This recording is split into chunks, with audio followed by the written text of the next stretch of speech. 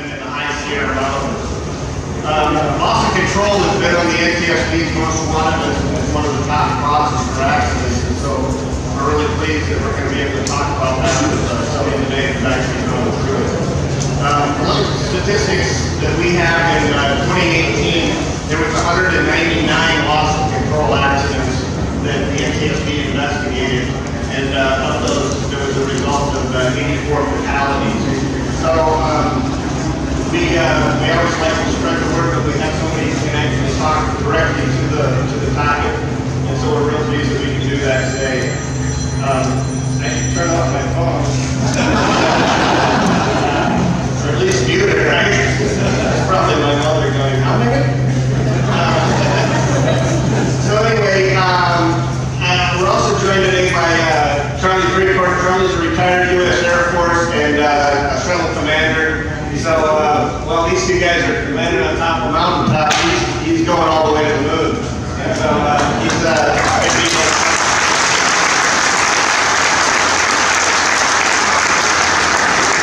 And the last little story I want to relate to was just after Oshkosh last year, I was watching the Low and Slow, and on a Sunday afternoon, Trent came on and wanting to talk about safety a little bit more. And I called him Monday, I called him up and I said, if you really want to talk about safety, let's do it at Oshkosh. And they both agreed, and so that's how this whole thing got started. And with that, I'm going to leave it up to Charlie to keep it going, and we'll tell you the story. Thank you.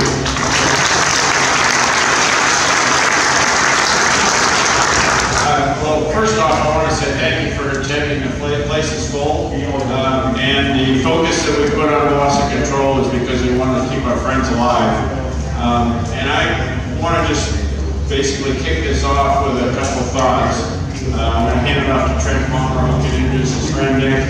I can't tell you how courageous it is for Nikk to come here and share his story, because every one of us who flies has a close call, and often when we do something that we wish we hadn't, we're reluctant to share, because we feel that it is something we shouldn't have had happen to us, or we should have been able to prevent, and we're a little embarrassed by it, or we think that others wouldn't suffer the same problem, and therefore we're just a little bit reluctant to share it. And I can tell you that in the world of safety, there's nothing more important than being able to feel like you're in a culture where it is accepted and enjoyed that people would share their lessons. And it does take courage, and it takes courage to create a culture where that's commonplace, accepted, and thanked. And so huge thanks to you both, Trent and Nikk, for coming here today and sharing your lessons. Because frankly, the only way we can prevent others from having the same issue is if we do in fact share the details of how we got into the issue we got into and how we can avoid getting there again. So can't thank you enough for doing that. So Trent, I'll turn it over to you.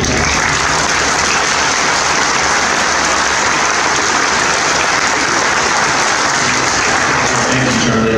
So I don't know how many of you guys watched the video I did as a follow-up to Nick's accident, but I said pretty clearly that this is a nightmare. It's one of those things that we all know is a possibility, but it kind of feels like it's not going to happen to me. It won't happen to one of my friends. And that day was a pretty harsh reminder that it can happen to any of us. And I'm glad that he's still here, and I'm glad he's willing to share it. So hopefully we can get other people to recognize the vulnerability that we all have. So, Nikk? Well, it was a beautiful morning, and Trent and I had met up out of Nikk and we each had passengers with us. I had my dad, and Trent had my Matt, and we're going out there to show a comparison video of the 912 versus the 915 that they just put in his plane. And the flight was very uneventful, no issues whatsoever. Trent landed, cameras were away. I wasn't comfortable landing where I was set up, and I went to make a square pattern, just standard pattern, and the moment I pulled up, I didn't realize I was in a skid, and I was already losing airspeed, and by the time I had looked around to my left to get a reference to the ground, the wing snapped on me. and it almost went into a spin. And I just went right back to my training gear. I pulled the power, ailerons level, rudder opposite, and elevator nose down, and some airspeed back. By the time I did that, I was about 270 degrees the other direction, and the ground met me. So it was really a surreal thing to be awake the whole time knowing you're just at the mercy of the plane at that point. And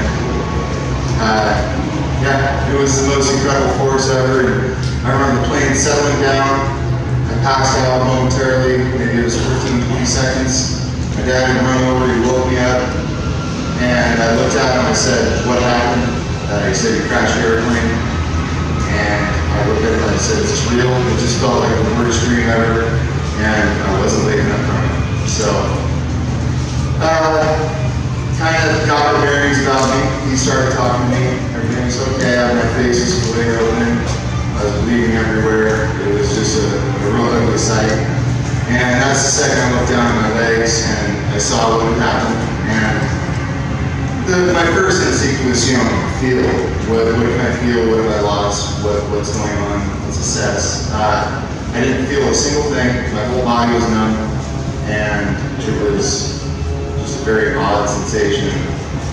And then they kept me calm. They all went to work on keeping me secure, taking my face up, and working on getting me out of the aircraft. Trent was out within seconds after the accident, and he was on the phone with one of our dispatch buddies, and he also had a spot locator out, and he had CareFlight on the way instantly. And sat there for about 30 minutes waiting for CareFlight, and by the time they got there, they came out and hooked me up to an IV, and about 45 minutes into it, I started feeling things, and I said, "All right, guys, knock me out. I don't want to be here for the rest of this." So, got down, and about 3 hours later, I was finally extricated from it. And I woke up the next day in the hospital with a breathing tube in and external fixators in my legs. I didn't even realize my right wrist was dislocated the whole time while I was sitting there. I just didn't feel a thing. And all I was focused on was my legs. But I sustained 2 compound fractures on each leg, 5 broken ribs, dislocated wrist, shattered thumb, broken eye socket, lacerations to the face, a bruised lung, and that is the extent of it. Oh, and my left arm, we found out a month later. Forgot about that one. But yeah, it's been a really crazy experience, and that kind of brings me to the point of, I was getting a little complacent. I was, we were out there, we're just enjoying our time, and you don't think about safety all the time. And I'm just sitting there flying along and enjoying myself, and it bit me. It was instant. There was no hesitation. So it's just one of those things that it's always got to be in the back of your mind. And just because we're going low and slow doesn't mean it's any less dangerous than any other type of flying we all do. So it just makes you stop and think about what you're doing and what you want to accomplish and what your goals are, or if it's worth doing what we do, or if it's worth landing there, or it's worth going in that hill. Granted, we were on a dry lake bed. It was all my fault. But it does make you think a lot more. And really quickly, I mean, you weren't exactly a novice pilot. Nick's been flying for a little bit, and he's got ratings, so it's not like it was your standard low hour private pilot. I mean, tell me, and let's talk too about proficiency and all of that. Right, so I had finished the airplane about 2.5 months prior to the accident. I had about 150 hours on it, and during my phase 1 fly off, all I did was go out there. I went up to altitude, stalled the aircraft, tried to learn the plane as much as I possibly could, because I wanted to know what it was going to do, when it was going to do it, at exactly what moment. So it was just, I knew the aircraft, obviously not me, and I had well over 1,000 landings on it and 150 hours, and I still knew my limits with the plane. I didn't like to push myself. There was quite a few times Trent would go and he was comfortable landing places, and it just wasn't worth it for me. We didn't go there. So it's just, you don't want to be out there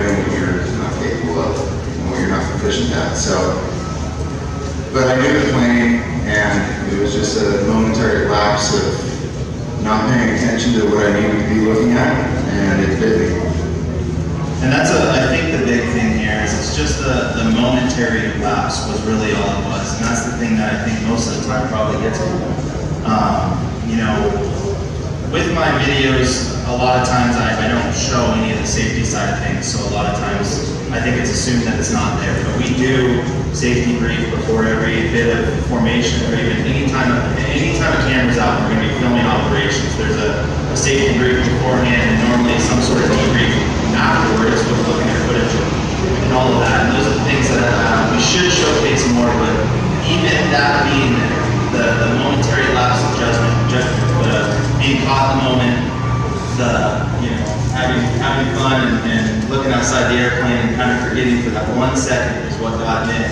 So it's something that we're trying to talk about here, is just always recognizing that it can happen to anyone at any time. Just always have to stay attention. And you know, a lot of people talk about currency. We talk about currency and proficiency, and in this case, Nikk was both current and proficient, and it still hit him. So it's one of those things. You know, understanding our own vulnerability is what could potentially save us. Absolutely. So can I ask you a question for you, Nikk? I know that was really well told. Take it back a little bit in slow motion for us. You mentioned that you thought you were entering a skating turn. Was there a distraction that got you to that point? When did you recognize that was happening? And if you were to reel that back, what might you have done a little different to avoid that skating turn? Yeah, so my eyes were out of the cockpit from the moment I was looking down where I wanted to land, and I saw Trent's plane next to me. He was on my left, and from that moment on, I was already looking out, and you know, the saying is where your head goes, your body goes. So I just started walking on that left rudder. Didn't realize it, and by the time I realized it, I had already fled off a vast amount of airspeed. I just didn't see it coming. Do you remember whether there were winds causing a drift? It was dead calm. So it was a Beautiful day. Yeah, Cloud in the sky. and again, I only saw a portion of what happened, but it definitely seemed like he might have been rushing his pattern, pulling it a little tighter, which we often do, but this one was a little more rushed than normal, and I think maybe that would have led to somewhat of an accelerated stall. But he definitely was pulling it in tight like that, so I could see right where it happened. Yeah, another thing is I had flattened the prop out to be more of a climb prop because I wasn't going on any trips. So I had done that 2 days before, and I hadn't flown the plane in that configuration in over 100 hours. So, because I had to set up the cruise, I was just going back and forth places. And coming in with a little less energy and not realizing what was happening, and I came into it as if I was going to do it at 105, 110 miles an hour, when realistically I was going to do it at about 85 to 90. So I had a lot less headroom before I hit my stall. And especially coming into a harder bank, I was about a 30-degree bank initially, 30, 35 degrees. So it was a little steep, and then you get the accelerated stall. It's the one that gets you. So did you see any reaction to your controls you described that continue to rotate? No, I felt nothing through the controls. The wings snapped down, and it was really hard everything went so quick. Yeah, you fundamentally didn't have the altitude for it to take effect. Exactly, yeah. Yeah, had I had another 100 feet below me, I probably wouldn't be here right now. I'd be walking still and flying. So it's very surreal. You know, I just want to be out here telling everybody what happened, so hopefully it'll make everybody change a little bit. Could you talk a little bit more about what you did? It sounds like you did a great job of getting acquainted with your airplane and its performance. What else did you do in your phase one? Because we're working here at EAA to provide a flight test manual for folks, and there's 19 flight cards that people can go through and learn all of the details of performance and performance limitations and so forth. It sounds like you did a lot of that kind of thing. Yeah, I tried to do as much of it. I wanted to go fly the plane. I just love being out there, and sometimes the hours just get away from you, and you didn't accomplish what you wanted to do that day. What I started with is just flew around the airport, went up a couple thousand feet above ground level, and started stalling it, feeling what it was going to do. I got all my performance data. I knew when it was going to stall at every flap setting. I knew what it was going to do at different altitudes, different density altitudes. I was flying, some days it was 6,000 with VA, and other days I got up to 10,000. So I was all over, I knew what it was going to do.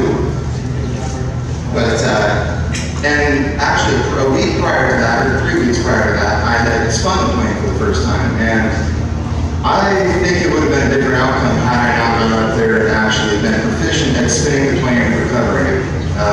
I think that muscle memory would have been there because it's still a new plane, 150 hours in. You're not with a yoke anymore, it's a stick, so it's a little different feel.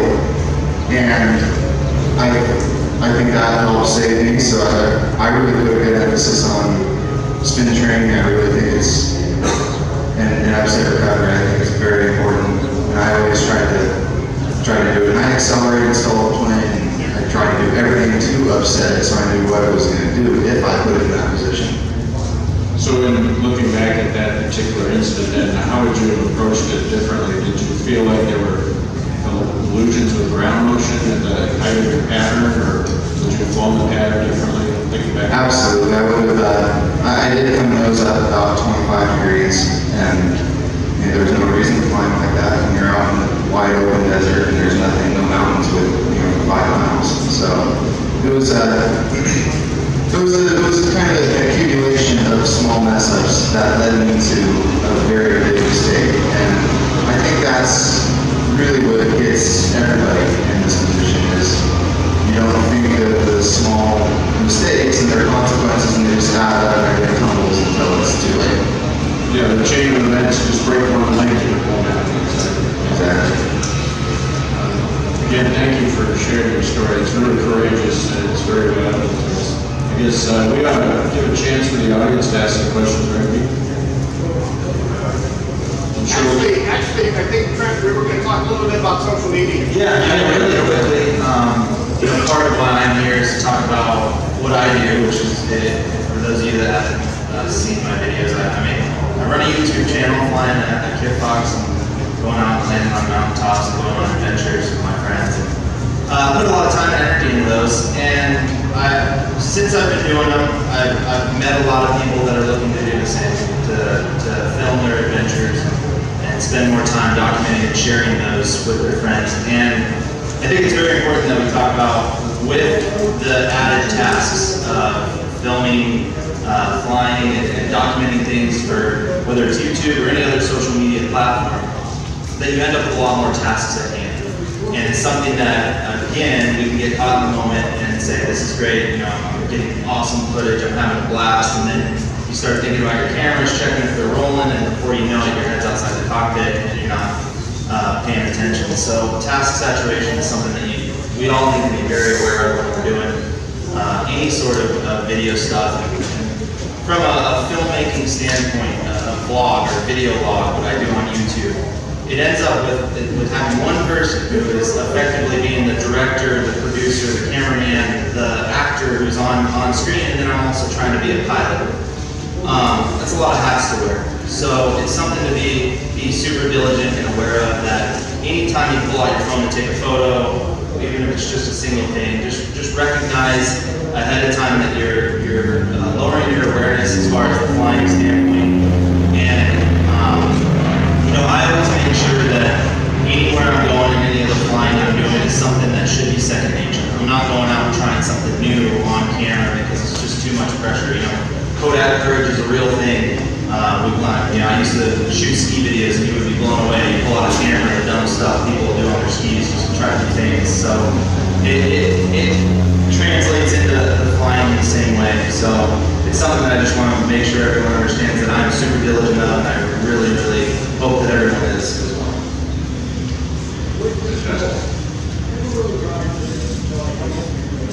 Okay, questions from the audience? I'm sure we got a ton of them. We got a mic here. Well, we'll pass the mic. Great story. What kind of stall warning system do you have in your airplane? So I didn't have any stall warning in mine. I had to have a pre-built wing from Trent, so I didn't end up getting the time to graft an AOA tube into it that my armament system was capable of. So I was running without a kit box is beautiful in that sense where it really talks to you. It lets you know when you're starting to get into its developing stages of stall, and it really lets you know. So I never really had an issue with it before. I knew where its limits was, and you can feel it. So.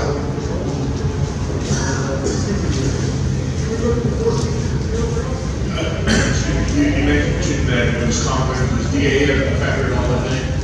A little bit. It was a pretty cool morning. It was about 65, 70 degrees. Yeah, and the lake bed we're at is about 4,000 feet, so I think density altitude that day was probably 5,500, but it's pretty much the normal altitude we're flying at, so I don't know if that was a huge factor, but it's something that would have been a factor if he was used to sea level, because if he had done what he did at sea level, he might have been able to pull out of it, but up there, there just wasn't enough gear.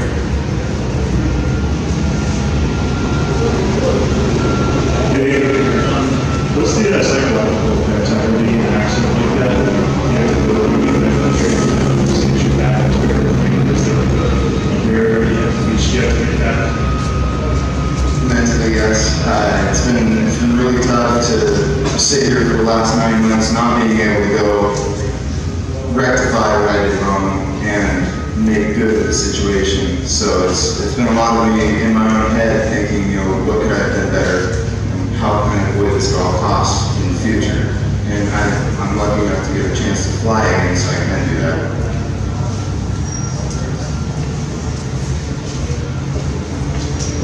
I have a comment and then I'd like to ask a question. And my comment is, doing a skid to break maneuver is eye-opening. If anybody hasn't done it, you can fly. I highly advise it. You're a little scared of it, you're an instructor. I fly interstate with that, one of the most stable airplanes out there, and I'm telling you, it's eye-opening, really eye-opening. So my question to you is, did you by any chance do anything while doing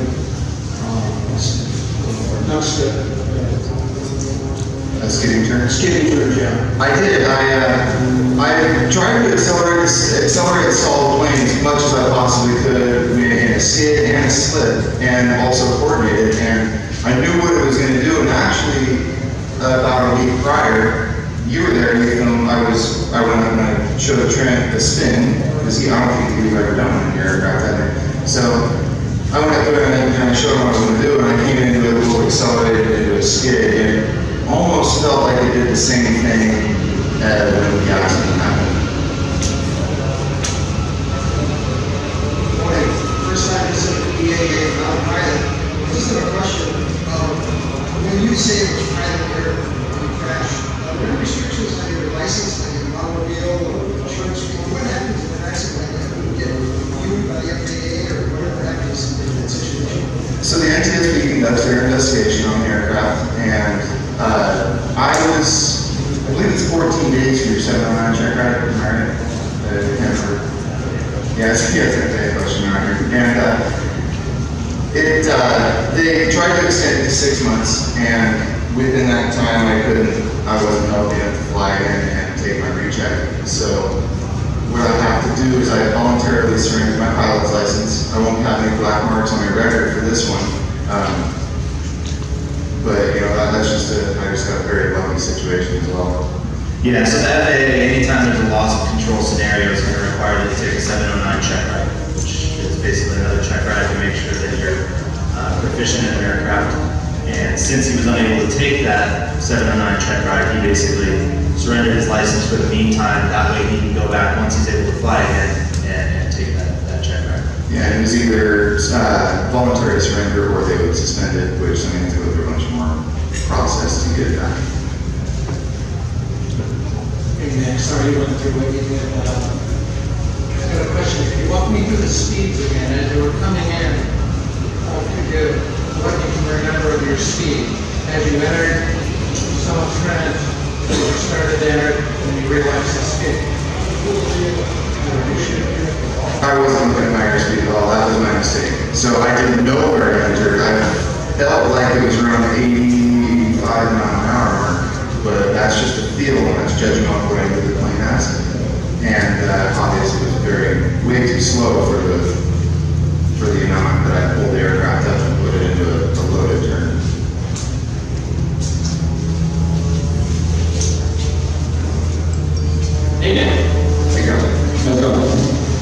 talk about complacency. You said you had 150 hours in your plane, and a lot of accidents happen with pilots when they start hitting, not with brand new pilots, but when they start hitting that 300-500 hour mark, they feel like they got it. A lot of home builders, when they start flying the plane, they're kind of scared of it, they won't push it. When you say you got complacent, how do you recommend other pilots check themselves to that complacency and how they don't put themselves in that position? Well, I think my issue for me was my complacency was I was in my own mind. I was saying I'm knowing this plane, and I know it very well. I think I know what it's going to do when it's going to do it, and that's what led me up to getting away from these. So I think, and the thing I'm going to take away from this is no matter what, how proficient I feel in an aircraft from here on out, I'm never proficient enough. You can always learn. The day you stop learning in aviation is the day you die. Another thing too, when you're talking about it's not the super low hour pilots that are the most dangerous. I've always been told, this guy Justin over here is always telling me, it's the 200 hour pilots. I think every time I hit a different hour mark, he was like, you're the most dangerous pilot, you're the most dangerous pilot. So I've always had it in my head saying, statistically, I'm at the highest risk.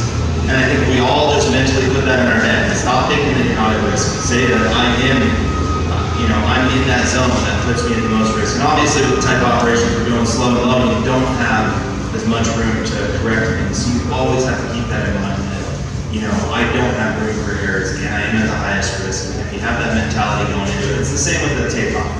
Every time you advance your throttle, you say, my engine is going to Sharing your story. And do you think there's anything in particular about your aircraft type or configuration that might have contributed?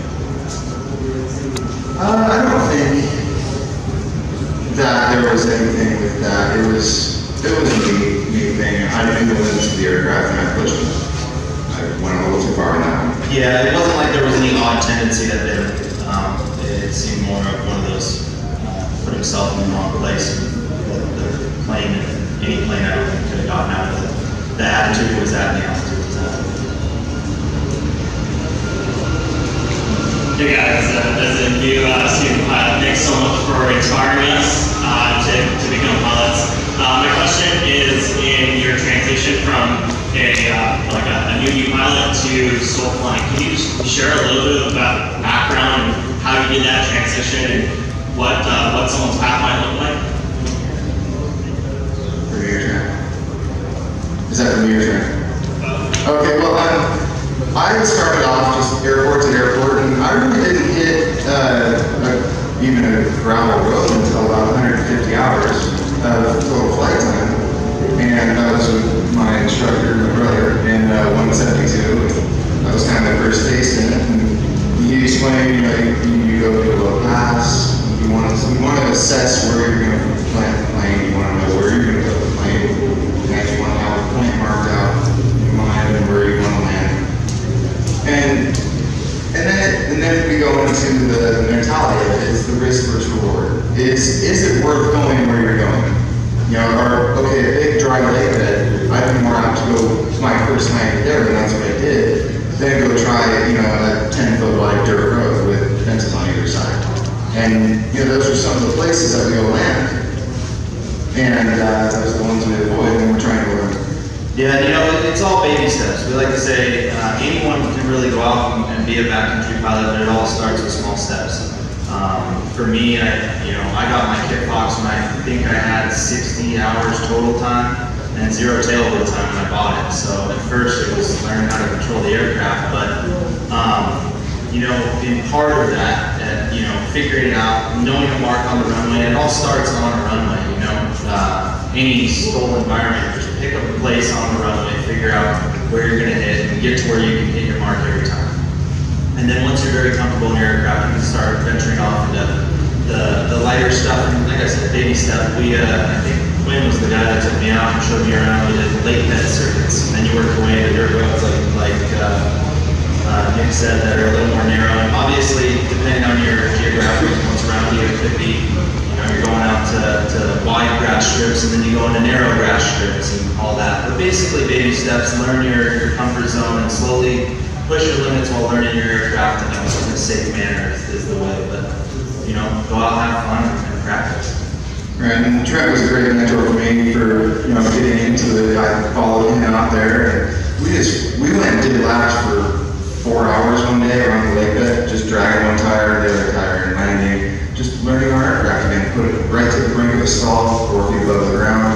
as slow flight as you could go. And that was just to gain efficiency in the aircraft. And I think it was great for you because you hadn't done that in a while. You know, Kevin Quinn put it great yesterday. Therefore, if you're not stalling your airplane every time you're flying, you're doing it wrong. And you need to be out there and know your aircraft every day. If that's the condition you're going to go fly, is the backcountry.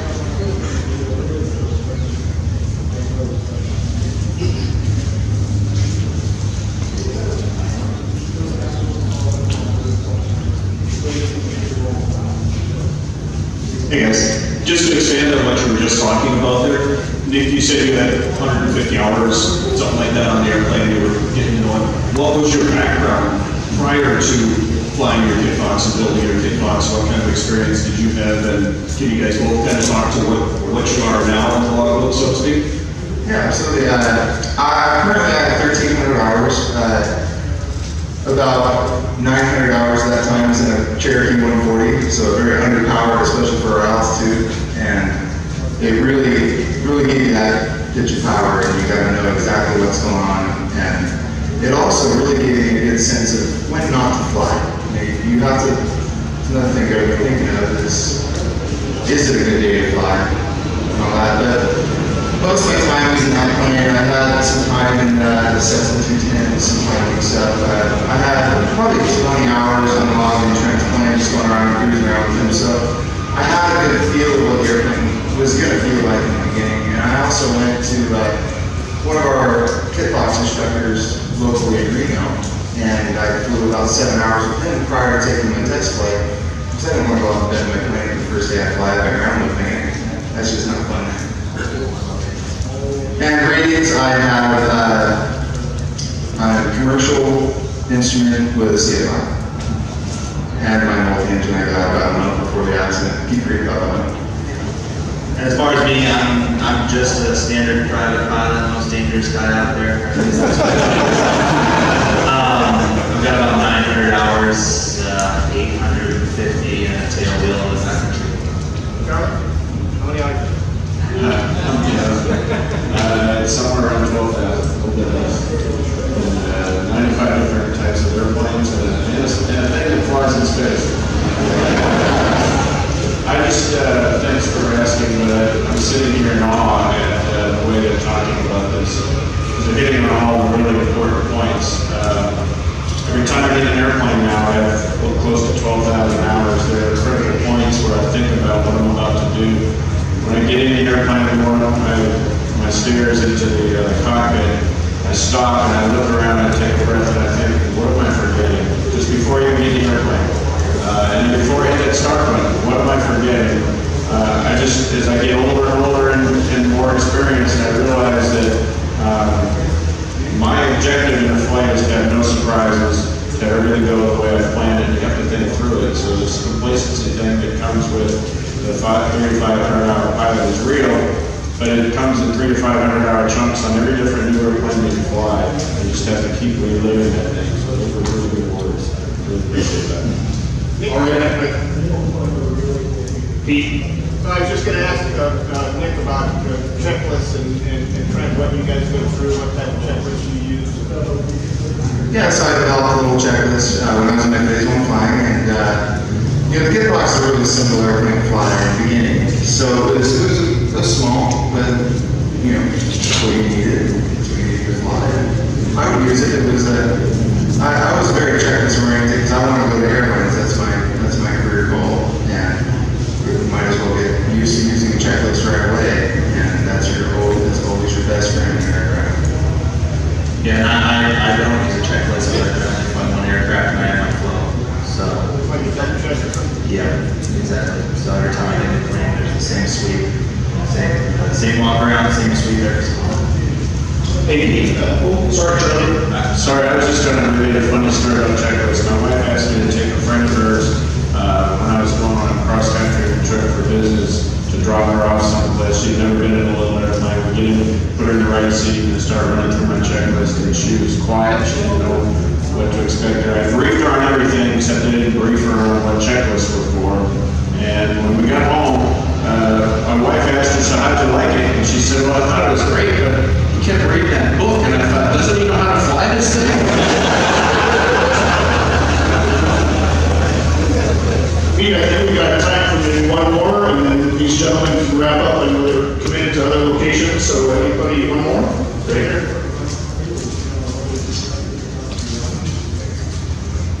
maybe more for Trent.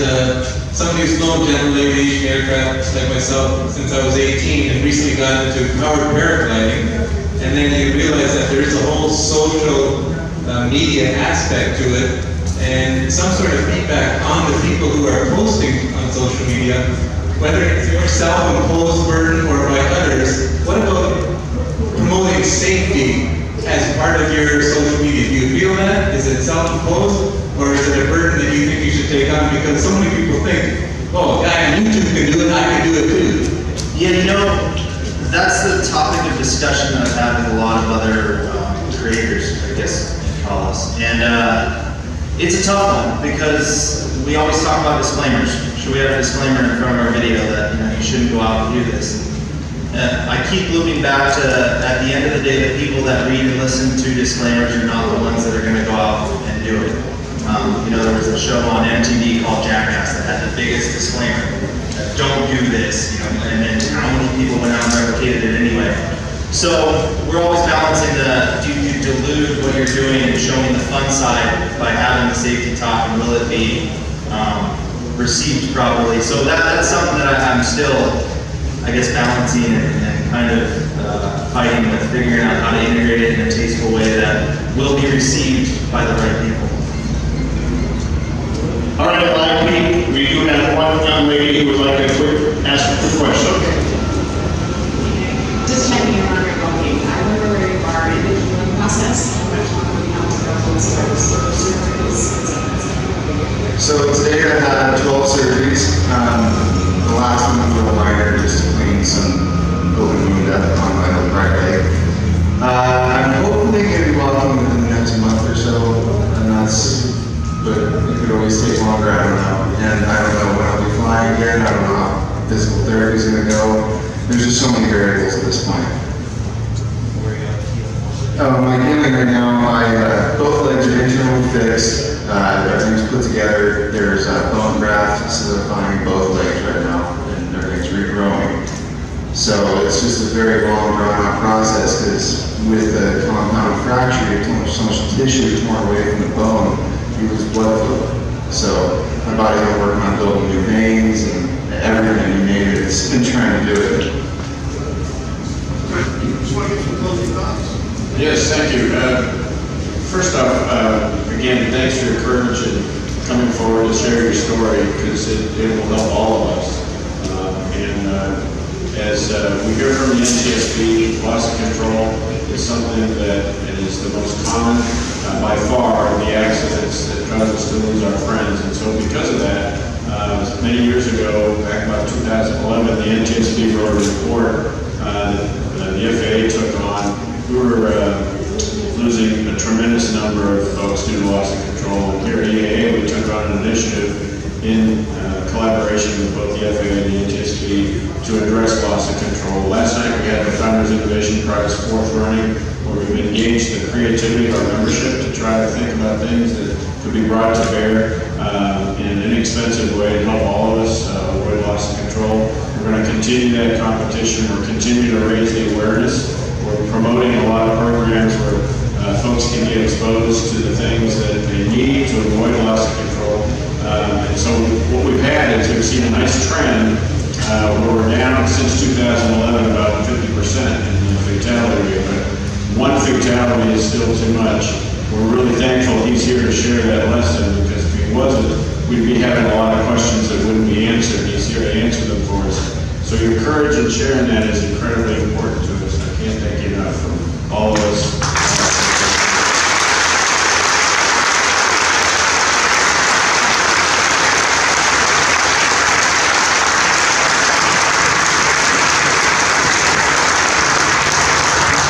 Again, thank you for showing up today. We do have Nick's accident you can look up. It was on November 3rd in 2018, and so you can go into the NTSB database under investigations, and there's an aviation database, and you can look up and read about his specific accident.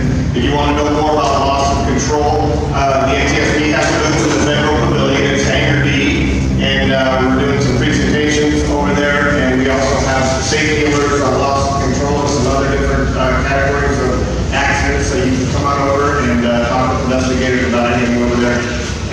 again, thanks to these three guys. We really appreciate your time today, and thank you for coming out.